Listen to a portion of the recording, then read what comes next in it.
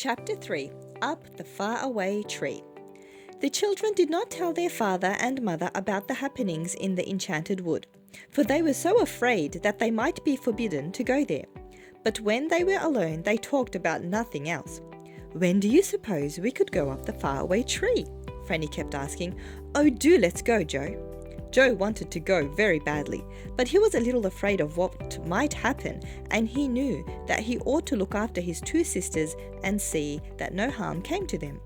Just suppose they all went up the faraway tree and never came back. Then he had an idea. "Listen," he said, "I know what we'll do. We'll climb up the tree and just see what is at the top. We don't need to go there, we can just look. We'll wait until we have a whole day to ourselves and then we'll go." The girls were so excited.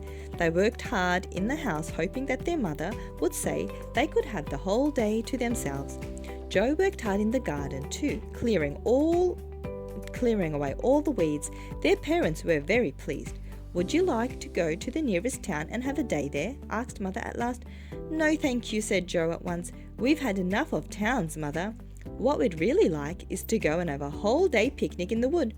"Very well," said Mother. "You can go tomorrow. Father is going off for the day to buy some things we need, and I have things to do here in the cottage. So, as I'll be close by, you can take your lunch and dinner and go off by yourselves if it is fine and sunny." How the children hoped the day would be fine. They woke early and jumped out of bed. They pulled their curtains open and looked out. The sky was as blue as cornflowers. The sun shone between the trees, and the shadows lay long and dewy on the grass. The enchanted wood stood dark and mysterious behind their garden. They all had breakfast, then Mother cut sandwiches and put them in a big bag, along with 3 cakes each. She sent Joe to pick up some plums from the garden and told Beth to take 2 bottles of lemonade. The children were most excited.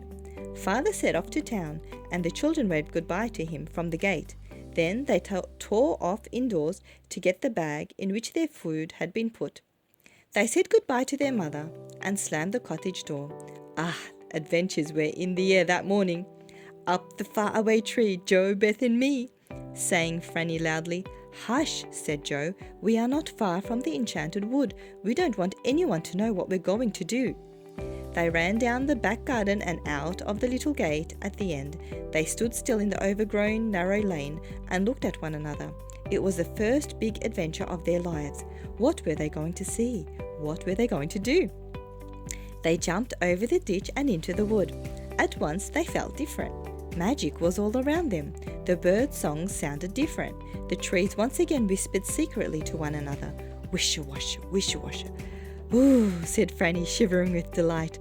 "Come on," said Joe, going down the green path. "Let's find the faraway tree." They followed him. He went on until he came to the oak tree under which they had sat before.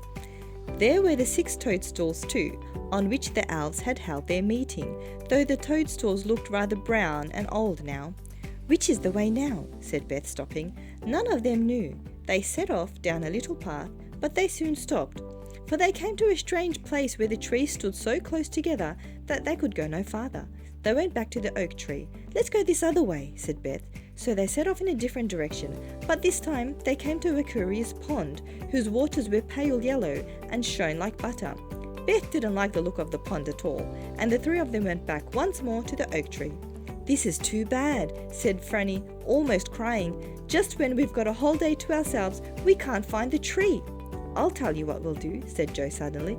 "We'll call those elves. Don't you remember how they said they would help us whenever we wanted them?" "Of course," said Franny. "We had to stand under this oak tree and whistle 7 times. "Go on, Joe, whistle," said Beth. So Joe stood beneath the thick green leaves of the old oak and whistled loudly 7 times. "Foo-wee, foo-wee, foo-wee, foo-wee, foo-wee, foo-wee, foo-wee." The children waited. In about half a minute, a rabbit popped its head out of the nearby rabbit hole and stared at them. "Who do you want?" said the rabbit in a furry sort of voice. The children stared in surprise. They had never heard an animal speak before. The rabbit put his ears up and down and spoke again, rather crossly. "Are you deaf? Who do you want?" "I said." "We want one of the elves," said Joe, finding his tongue at last. The rabbit turned and called down his hole. Mr. Whiskers, there's someone wanting you." There came a voice shouting something in answer, and then one of the 6 elves squeezed out of the rabbit hole and stared at the children. "Sorry to be so long," he said. "One of the rabbit's children has the measles, and I was down seeing to it." "I didn't think rabbits got the measles," said Beth, astonished. "They more often get the weasels," said Mr. Whiskers. "Weasels are even more catching than measles as far as rabbits are concerned." He grinned as if he had made a huge joke, but as the children had no idea that weasels were savage little animals that caught rabbits, they didn't laugh. "We wanted to ask you the way to the faraway tree," said Beth. "We've forgotten it." "I'll take you," said Mr. Whiskers, whose name was really a very good one, for his beard reached his toes. Sometimes he trod on it, and this jerked his head downwards suddenly. Beth kept wanting to laugh, but she thought she had better not. She wondered why he didn't tie it around his waist out of the way of his feet. Mr. Whiskers led the way between the dark trees. At last he reached the trunk of the enormous faraway tree. "Here you are," he said. "Are you expecting someone down it today?" "Well, no," said Joe. "We rather wanted to go up it by ourselves." "Go up it by yourselves?" said Mr. Whiskers in horror. "Don't be silly.